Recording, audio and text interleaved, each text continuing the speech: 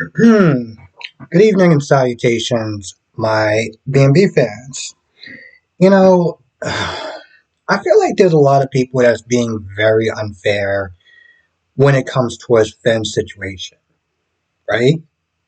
Because they just sit there and expect this man to just be like, oh my gosh, Steffi, I'm so glad you're okay. I mean, yeah, my mom's blood is on the floor and, you did kill her or whatever, but I'm so glad that you're okay and stuff like that. Like, people emotions aren't logical, right? And this is what you see throughout this episode. By the way, I just want to sit there and point out that Ridge is acting like a complete and utter dick. And in a large sense. Don't get me wrong, Deacon coming in there, hurling accusations at Steffi when she's already traumatized what she's been, what she's going through, and Ridge stepping in there, being a dad. I understand that. He was there for his, he's there for his daughter, in his eyes, he's always going to sit there and see her as his little girl. So I get that part, right?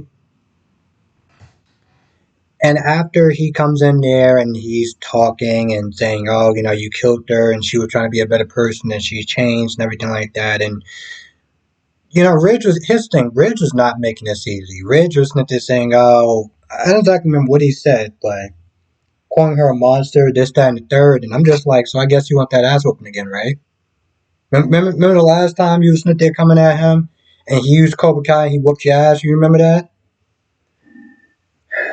So after he leaves, Steffi's like, I'm worried that he's going to go to the cops and sit there and say that I killed him.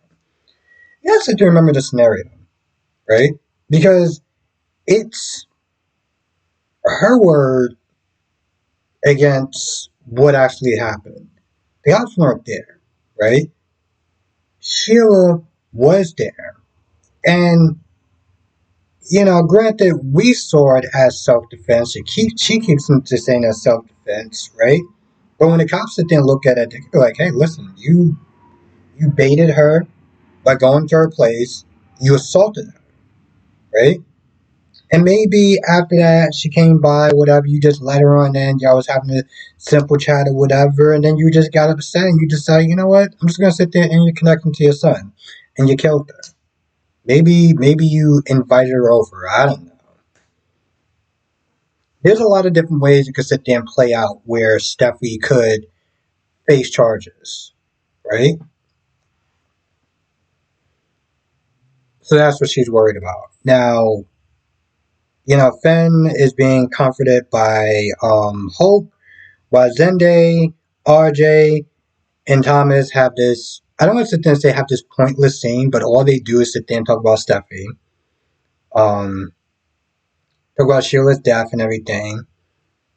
Kind of was just standing there like, Zende, what the hell are you doing here? I mean, I know you're a Forster and everything like that, but it just, I don't know, somehow this scene just seemed like it didn't really need it to be there. But it was there. So we just had to sit there and kind of sit through it. Um, so anyway, all that stuff happens, right?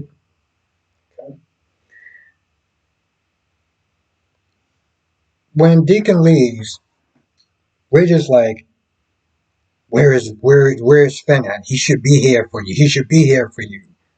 His mom just died. His birth mother just died.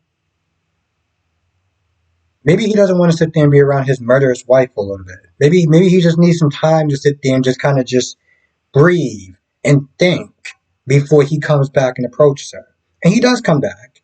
And Ridge once again is out of pocket, sitting there trying to remind this grown ass man, this grown ass adult, that is a father and is a doctor about his responsibilities. And honestly, tell you the truth, I would probably curse his ass out.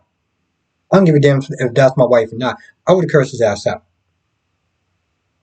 I'm like, you are so out of pocket that they're trying to tell this man what his responsibilities are in his house. Oh, that's just insane. That is just the definition of insane. He showed more restraint than I would have. Stephanie was like, listen, I appreciate you being here, but we gotta sit there and talk. So he leaves, and he does seem like he's warming up to her a little bit. Hey, listen, I'm glad that I'm glad that you're okay and you're here, and my mother terrorized you and everything like that, and it seems like he's coming around. But then when Steffi tries to kiss him, he's just like, just turned to ice. He's like, I need some time and I need some space. I can't be here. And I think he might have actually kind of side-eyed the large amounts of blood that's on the carpet, and he just leaves. He just starts to walk out of there, and Stephanie's like, what the hell are you doing? Where are you going?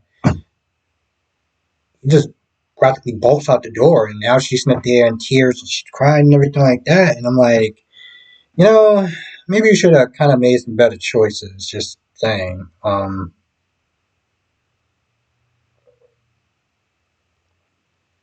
Like not poking the bear. It isn't that they're playing victim when she decides, hey, you know what? I'm a sociopath. I'm not sitting there trying. What am I doing? Sitting there trying to be a logical, reasonable, rational person. I'm a sociopath. And you hit me, just reminded me that I'm a sociopath. So I'm kind of just like, yeah, Sophie, I get it. You did what you had to do. I'm not sitting there knocking at the chick done broke in your house. She terrorized your family. She again broke in your house, and she played the game of F around. She found out. But you shouldn't have went to her place because you saw a picture of your daughter take a picture where Sheila just happens to be in it. That is the most out of pocket thing that I've seen, especially seeing how, your daughter wouldn't even been alive to take that picture if, Sheila didn't step in when your husband decided to walk away from a child to go take a call when she was that close to the damn ocean. Just kind of put that in perspective for some people. I think people forgot about that. I feel like that's about it. I can't think of anything else. Oh yeah, and then Thomas and Hope get back together, and they're talking about Finn and Steffi and everything, and um, Thomas is sitting there saying, well, at some point he needs to sit there and just, accept it and get over it. I'm like, bro, listen, it hasn't even been 24 hours. You're sitting there telling somebody to just get over it. I mean, how long did it take Hope to sit there and kind of get over the fact of what you did? With Beth, or the Hope mannequin. You came across as when you came across as a obsessive sociopath. Was she supposed to just get over that? So you're kind of out of pocket, telling somebody how to feel and telling somebody that you need to get from point A to point B because of reasons is just asinine to me. Anyway, I feel like that's pretty much about it. I can't think of anything else, but I know I probably forgot some stuff. So what I would sit there and say is I need the Bold and Beautiful fans to sit there and come through tonight. We'll sit there and talk about all the shows, Bold and Beautiful, General Hospital, Days of Our Lives, Young and Restless. Because I got some thoughts too, even though I didn't do a review on it, I did watch it. And yeah, I still don't give a damn about Phyllis, Christine, and Danny. I just don't. And yeah, I just don't. Anyway, with that being said, I'm going to go. I'll see you in the next video.